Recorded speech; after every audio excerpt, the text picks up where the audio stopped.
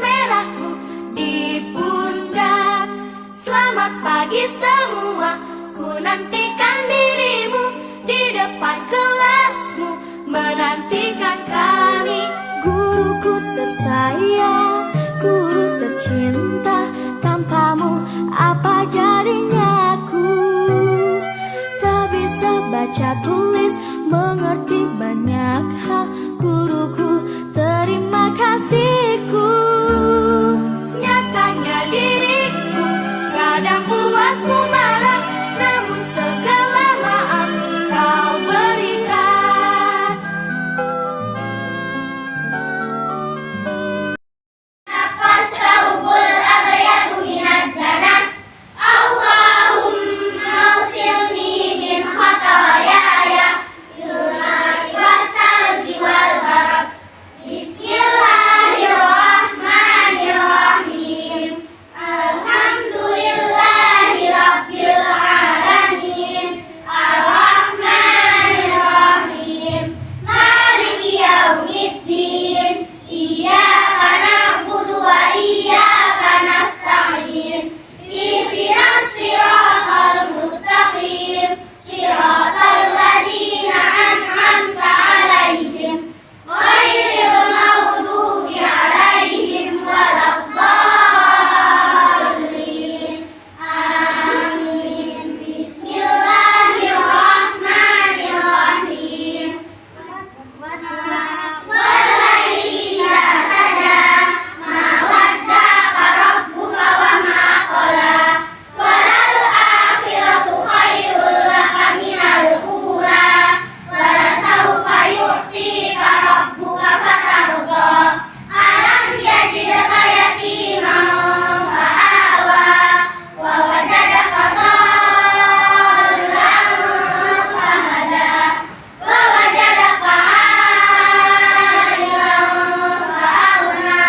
Fa'ammal yatima fala taqhar, wa ammas sa'ila fala tanhar, wa amma bi ni'mati rabbika fahaddits. Allahu akbar, Allahu akbar. Subhana rabbiyal azim, subhana rabbiyal azim, subhana rabbiyal.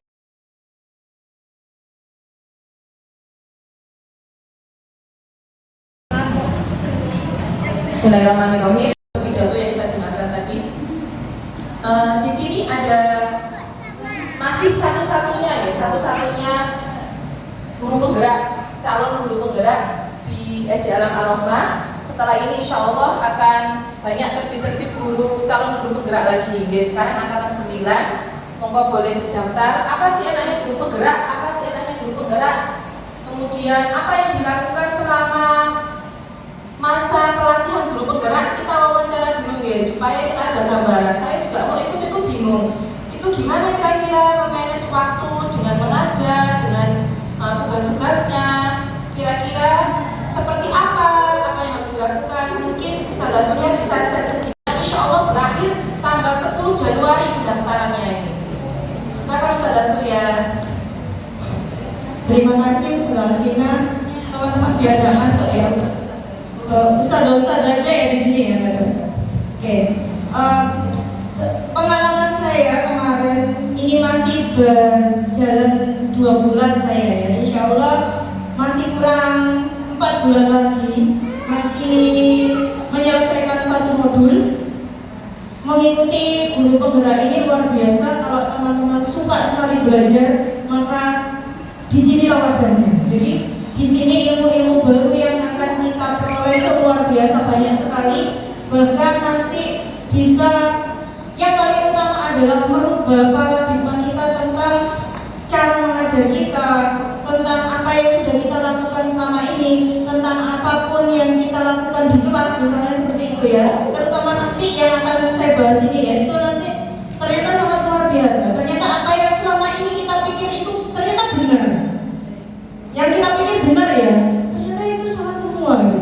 Jadi apa yang kita dapatkan selain ilmu yang luar biasa banyak itu di situ. Jadi nanti kalau teman-teman ustadzah di SD mama ini pengen belajar dan belajar, karena di Ki Hajar Dewantoro itu ya, kalau kita itu harus bisa membuat siswa itu menjadi pembelajar sepanjang hayat.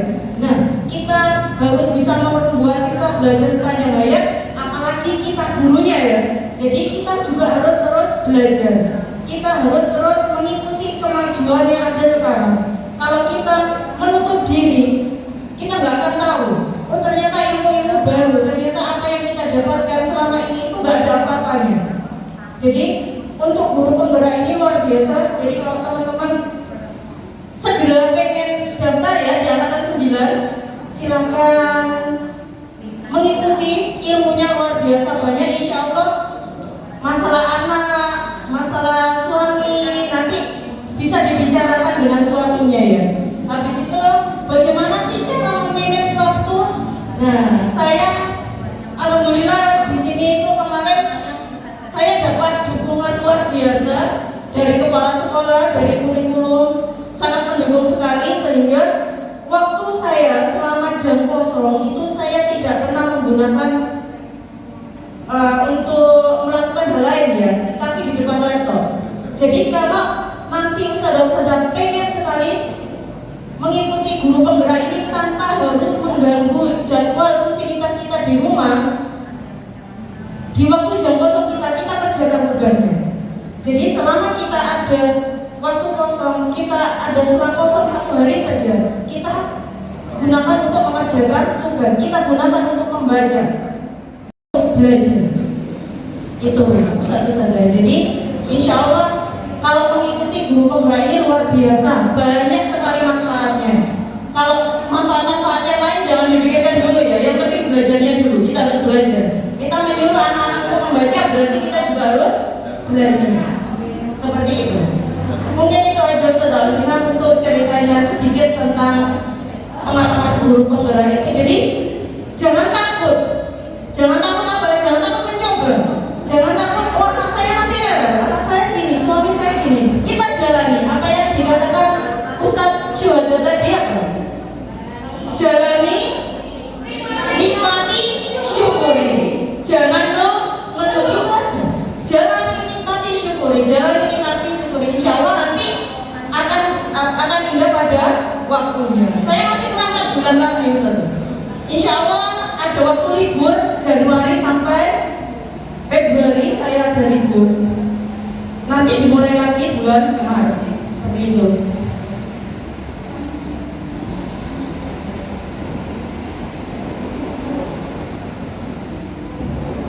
Langsung aja ya Ustazah. Karena tadi Ustazah Alvina sudah mengasih apa ya, untuk pandu. Tapi sebelum saya ke materi saya akan ngasih sedikit saja yang tentang saya KMD kemarin ya. Jadi teman-teman atau saudara-saudara semuanya, kita nanti ke depannya insya Allah tidak akan belajar tentang pramuka, tidak hanya pandu. Tidak pandu ya. Jadi waktu saya ke sana itu nggak ngerti apapun tentang pramuka, itu nol semuanya. Jadi bingung mau ngapain. Jadi belajar lagi ke sana. Tapi luar biasa ilmunya yang didapat itu. Semoga nanti teman-teman yang lain bisa menyusun KMD ya. Teman-teman bisa menyusun KMD, habis itu bisa ikut nama kalian dan bisa KMD. Masya Allah ya kan. Di sini nanti akan jadi pramuka sejati. Saya temu Pak, pramuka aja nggak tahu loh Ustazah. Beneran. Jadi waktu saya ngikutin tema di kecamatan itu malu saya. Kenapa? Saya nggak tahu kok pramuka. Jadi SD nggak pernah ikut pramuka, SMP nggak pernah ikut, sampai SMA juga nggak pernah ikut. Seperti itu. Jadi semoga nanti teman-teman semuanya bisa mengikuti KMD. Nanti akan ikut pramuka katanya ya, bukan pramuka. Oke. Nah, kita langsung aja selanjutnya yaitu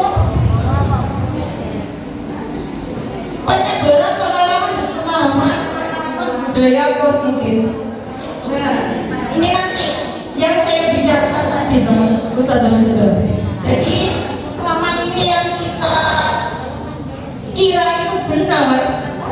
benar melakukan ini, saya sudah benar melakukan ini. Ternyata apa? Ternyata itu belum tepat. Menurut ilmu yang ada ini. Jadi menurut ilmu terbaru yang kita dapat itu ternyata belum tepat. Kita memberikan hukuman, bahkan kita memberikan hadiah, itu belum tepat. Ternyata seperti itu ya. Jadi nanti di sini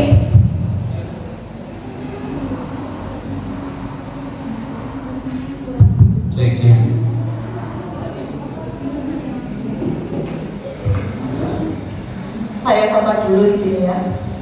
Selamat datang para guru debat salama. Masya Allah. Di sini partner-partner yang luar biasa hebat. Teman-teman di sini mulai awal saya di sini ya Ustazah Fitri, itu semuanya hebat-hebat sekali. Dengan menikmati karakter siswa kita yang luar biasa di awal, sampai nangis-nangis ya Ustazah Fitri. Oh mungkin itu saya pribadi ya, mohon maaf. Jadi saya pribadi itu kalau menangis itu ya gara-gara siswa, tapi nggak di sini, mohon maaf. Di rumah biasanya sama suami. Seperti itu. Jadi guru-guru yang hebat luar biasa yang mampu bertahan sampai sekarang. Saya kesini bareng siapa ya? Ustazah Yai kalau nggak salah. Tapi biar Ustazah Yai dulu, Ustazah Yai sama Ustazah Alvina. Oke, mari belajar bersama, berkolaborasi, saling mendukung demi mewujudkan disiplin positif di sekolah kita. Jadi disiplin positif tidak akan terlaksana tanpa dukungan ustadzah-ustadzah, kepala sekolah atau yang lainnya.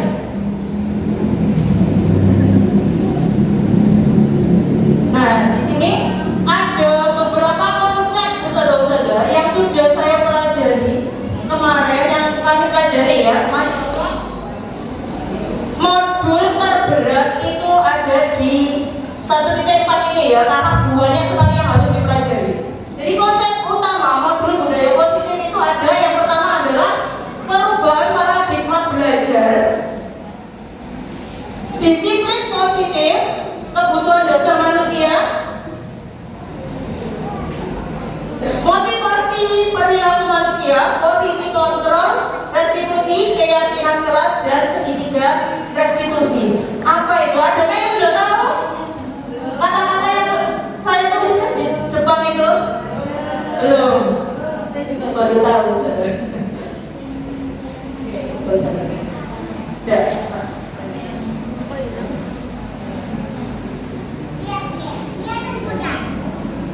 Nah, ini.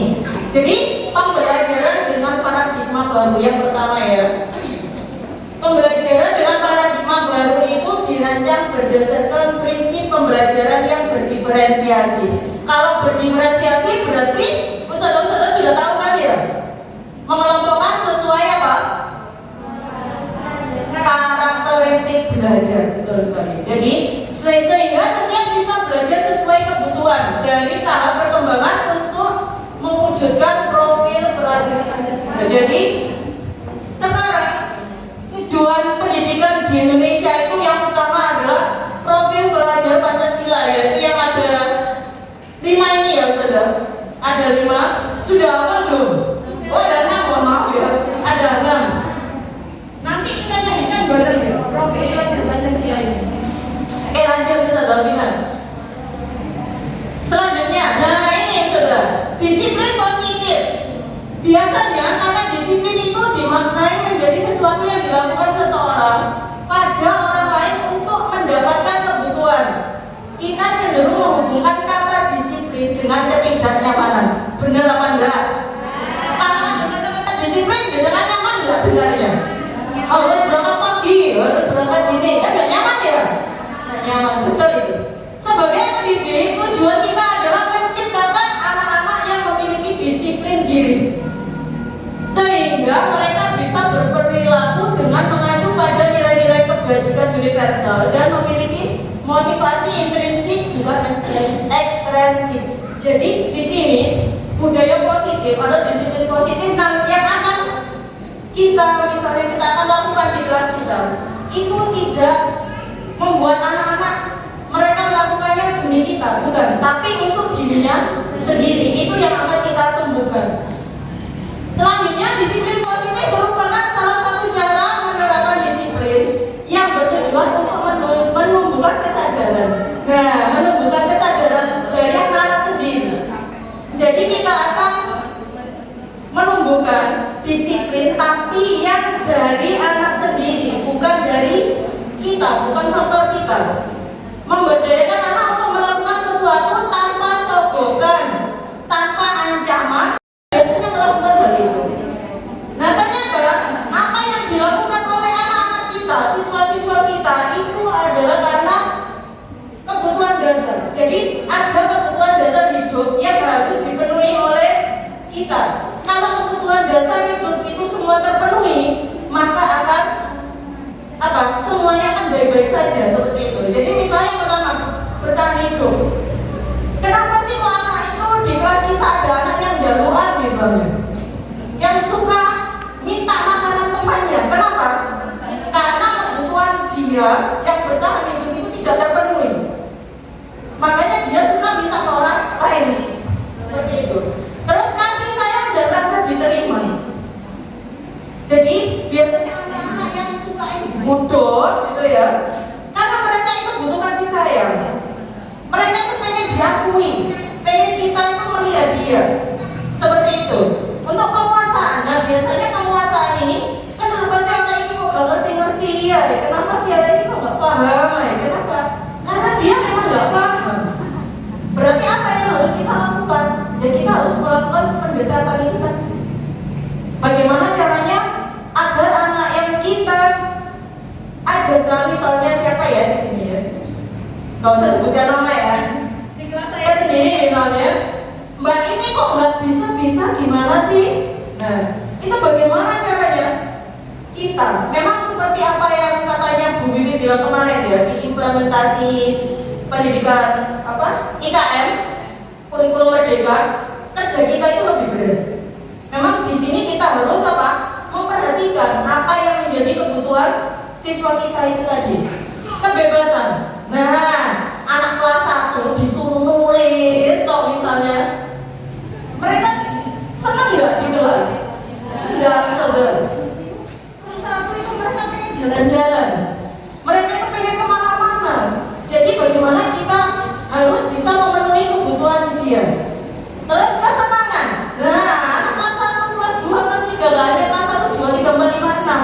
Bahkan anak SMP itu juga, SMA butuh apa? Butuh refreshing ya, butuh kesenangan untuk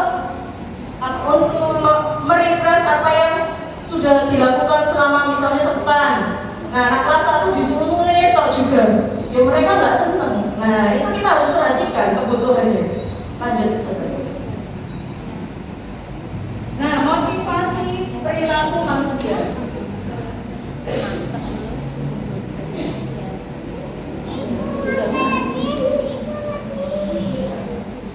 Motivasi perilaku manusia. Nah, ini motivasi merupakan dorongan yang timbul pada diri seseorang secara sadar atau tidak sadar untuk melakukan suatu tindakan dengan tujuan tertentu.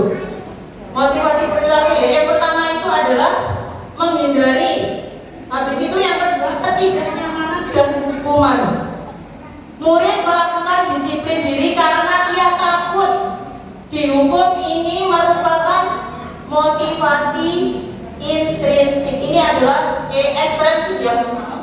Jadi yang ustadz lihat menghindari ketidaknyamanan dan hukuman, murid melakukan disiplin diri karena ia takut, itu adalah contoh motivasi ekstrinsik.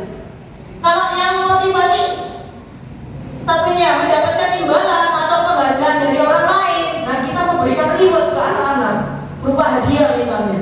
Melakukan disiplin diri karena ingin mendapatkan imbalan itu. Nah itu sama ternyata motivasi ekstrinsik, bukan intrinsik, bukan dari dalam dirinya. Lanjut. Nah ini yang selanjutnya adalah konsep disiplin dengan identitas gagal. Kita harus tahu ya, kita harus tahu saudara-saudara, sebagai pendidik kita harus tahu mungkin selama ini kita pernah memberikan hukuman secara tidak sadar atau memberikan penghargaan. Bahkan saya sendiri ya, saya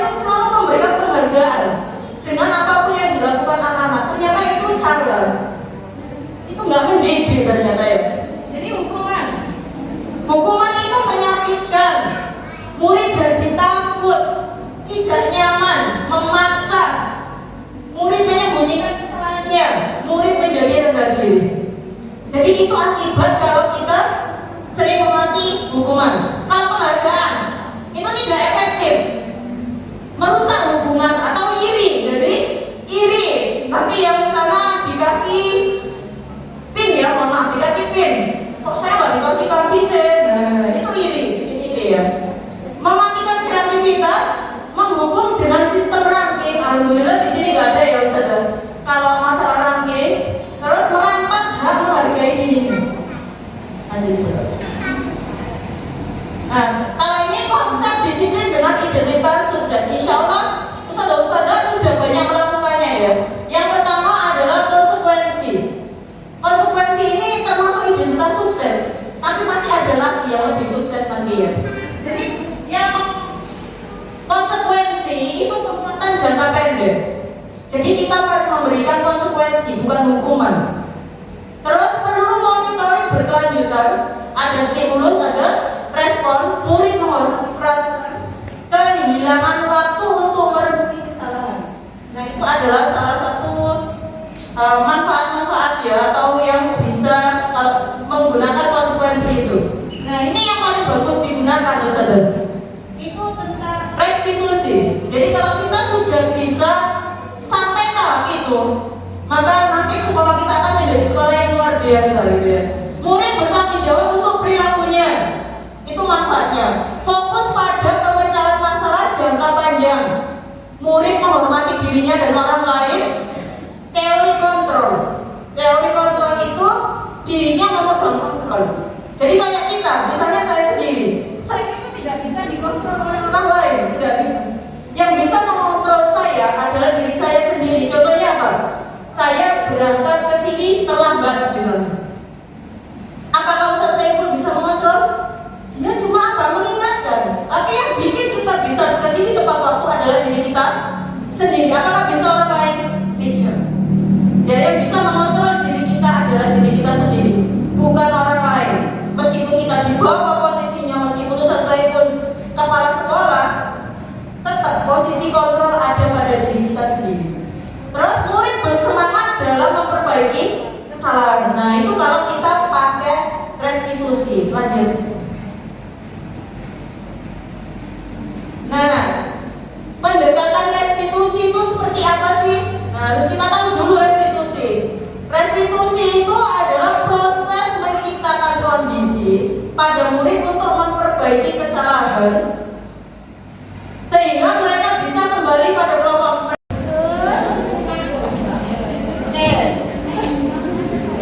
Saya nggak lupa juga ya. Bismillahirrahmanirrahim.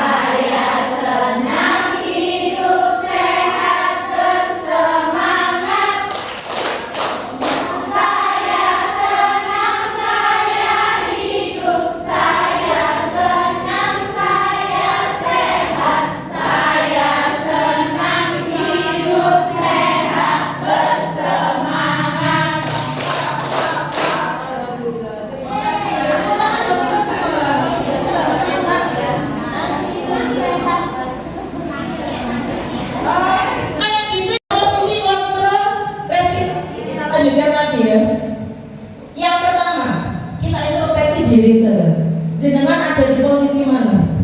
Saya juga introspeksi diri sama. Posisi pertama adalah penghukum. Posisi kedua, pembuat rasa bersalah. Posisi tiga itu sebagai teman.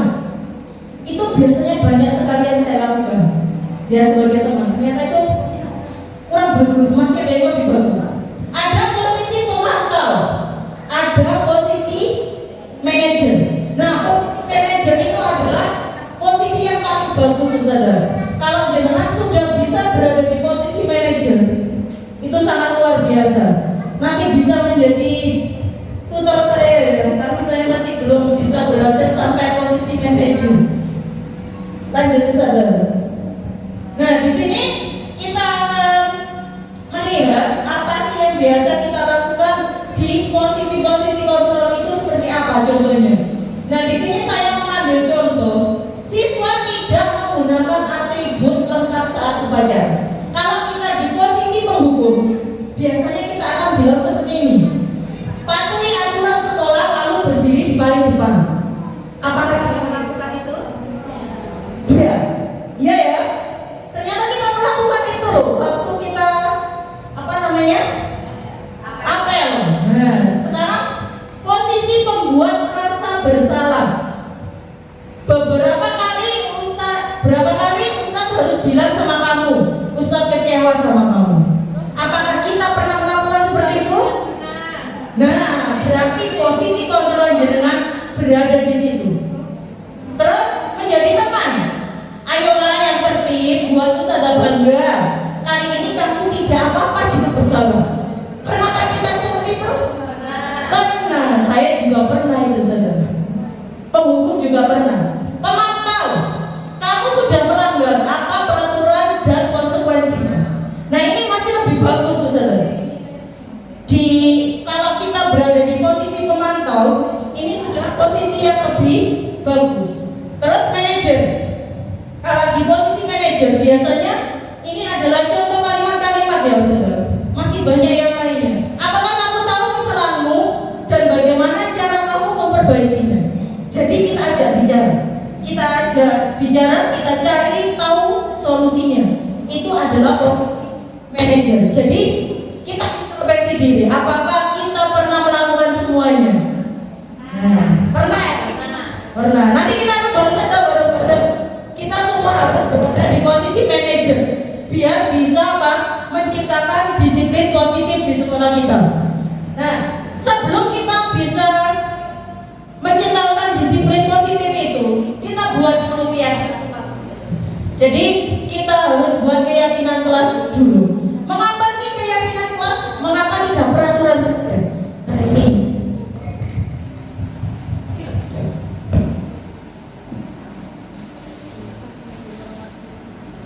sama ya, enggak. Kenapa sih kita keyakinan kelas bukan peraturan saja?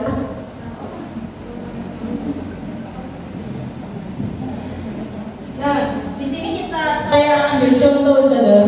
Mengapa kita mempunyai peraturan menggunakan helm pada saat menggunakan kendaraan bermotor? Kenapa? Ternyata Ustaz dari ini bilangnya biar kita itu aman. Nah, itulah nanti buku pelajaran. Nah, misalnya seperti itu. Nah, mereka kan bisa membawa buku pelajaran. Maka anak yang tidak membawa buku pelajaran tadi, kita panggil, kita tanya, kenapa sih kok tidak membawa bukunya? Kita tanya seperti itu, saudara. Jadi tidak, itu hanya salah satu kata-kata yang ada di yang saya contohkan, masih banyak. Intinya kalau memiliki keyakinan yang posisi kontrol manajer tadi, kita itu ngajak anak untuk berbicara. Kita cari solusinya. Kenapa sih kamu kok tidak membawa bukunya? Nah, kita tanya seperti itu. Kalau dia bilang seperti ini, nah itulah yang kita mau. Kenapa? Anak itu mau berbicara. Kenapa sih gak bawa bukunya? Maka dia pasti akan jawabannya banyak apa enggak? Banyak. Ya itu yang kita butuhkan. Sudah, jadi jawaban-jawaban dia biasanya kalau kita beda lagi kalau kita gini, gak bawa buku di kelas 1. Ayo mas, kamu ngapain? Buku apa kalau kelas 1? Baca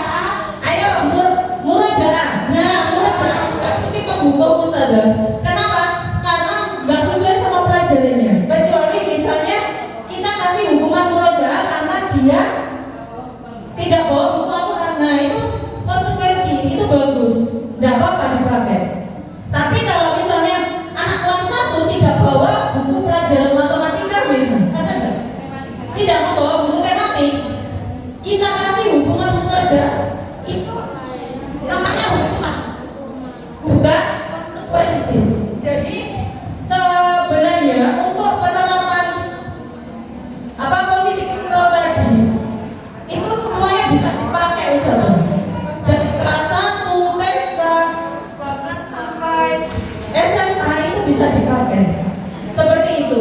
Nah, mungkin ini kan saya masih mencoba ya. Saya masih mencoba di kelas 4. Nanti kalau ada ustadz-ustadz mencoba menerapkan disiplin positif itu atau posisi kontrol manager di kelas 1, nanti saya minta apanya ya? Mungkin dokumentasinya itu ya. Kenapa?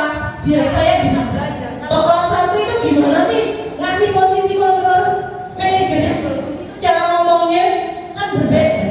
Kalau cara ngomongnya selama kelas 4, kelas 5 itu sudah beda. Seperti itu. Kita nanti sama-sama belajar ya saudara. Ini mungkin seperti itu untuk sementara jawaban saya. Karena di sini untuk penerapannya memang saya masih di kelas 4. Di kelas 1 insya Allah bisa dipakai. Di kelas 2 posisi kontrol terbaik tetap adalah posisi kontrol manager. Itu. Kalau yang sebelumnya ada pemantau, itu tidak disesuaikan umur saja. Sambung. Sudah. Nanti yang kelas 1 bareng-bareng. Kalau misalnya ada yang sudah mencoba, kita lihat ya bagaimana berjalannya di kelas 1. Nah?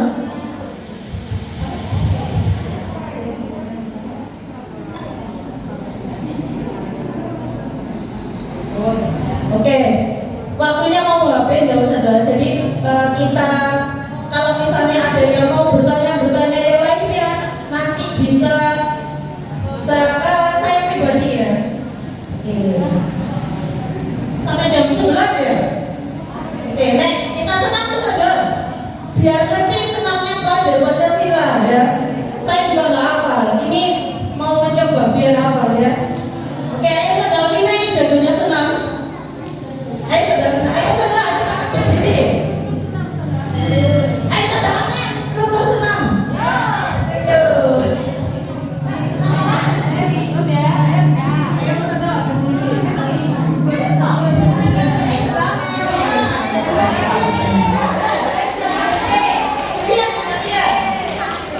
Semuanya rentangkan tangan dulu, rentangkan tangan yang sebelah kanan nggak dapat tempat bisa pindah maju.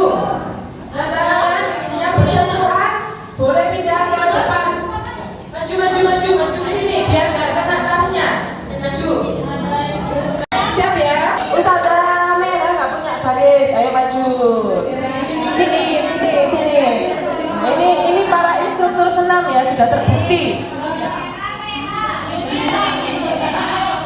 Baca bismillah dulu, pulang-pulang berat badan turun 5 kilo.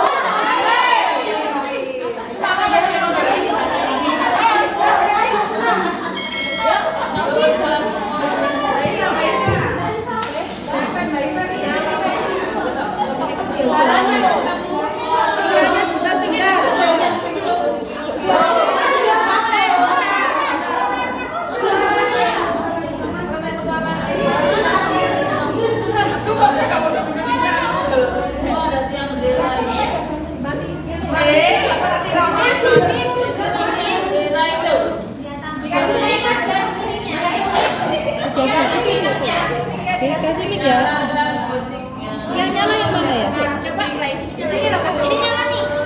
Kasih mic ya. Kok kecil? Dari awal dulu. Stop. Saya nyalakan kamera dulu ya.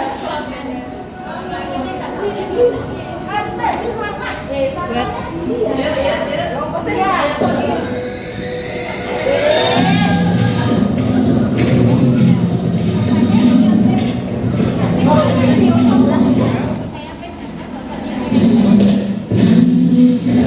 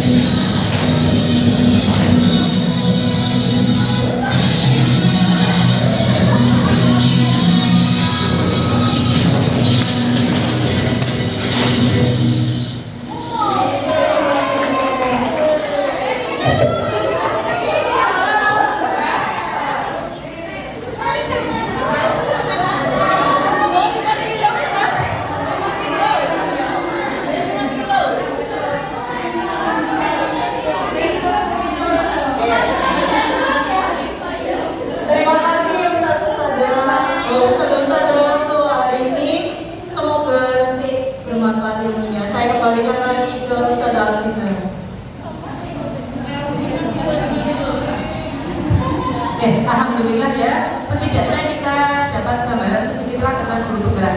Saya mau bagi pengalaman sebentar aja. Saya itu kemarin itu ini ya, melihat ya Allah harus punya bayi. Kayaknya mau ikut kegiatan-kegiatan itu mikir kayaknya repot gitu ya. Terus saya itu akhirnya teringat kakak saya yang pertama itu dengan posisi 3 balita kelas 5, satunya kelas 3. kakak saya yang punya anak kelas 3, kelas 1 sama punya anak bayi. Itu posisinya sedang mengajar dan harus menyelesaikan S1-nya karena sebelumnya D3. Dengan posisi mengajar itu Masya Allah tadi itu repot, apalagi kuliahnya Solo Jogja. Terus saya tuh ingat, ya Allah, mbak saya aja yang seorang guru punya balita masih kuliah tetap mengikuti program-program. Kenapa saya ini kok nggak semangat? Kenapa saya kok nggak semangat? Saya gitu kan, masa saya kalah dengan mbak saya? Padahal mbak saya itu tahun yang lalu. Terus saya ikuti terus, sepupu saya juga begitu semangat mengikuti program. Padahal juga sama dengan kita.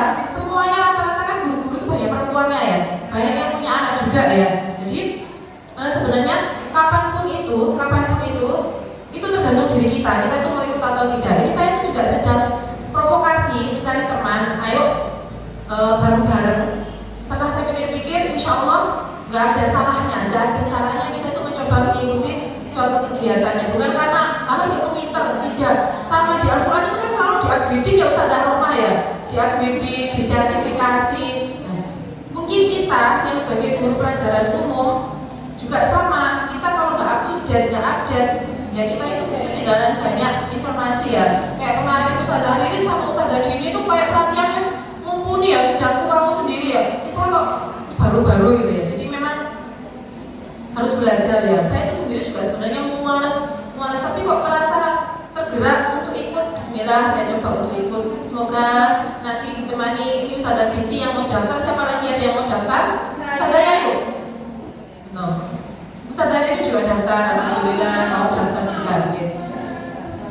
Insya Allah semoga dimudahkan ya, kita berusaha. Semoga semuanya nanti juga tergerak.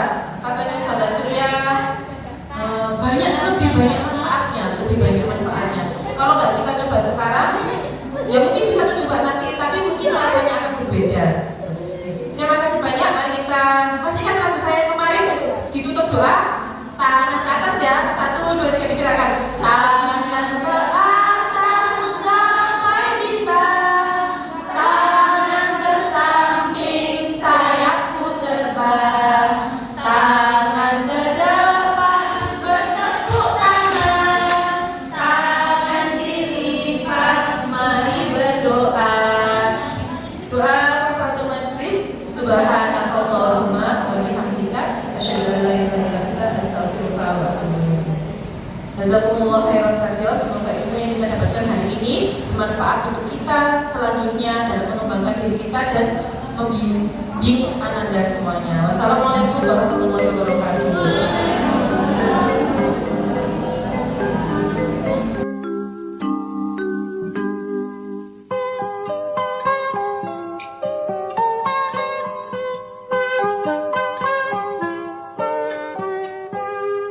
Pagiku cerahku, matahari bersinar, ku gendong tas merahku di pundak.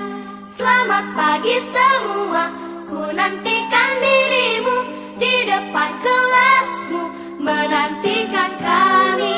Guruku tersayang, guru tercinta, tanpamu apa jadinya aku? Tak bisa baca tulis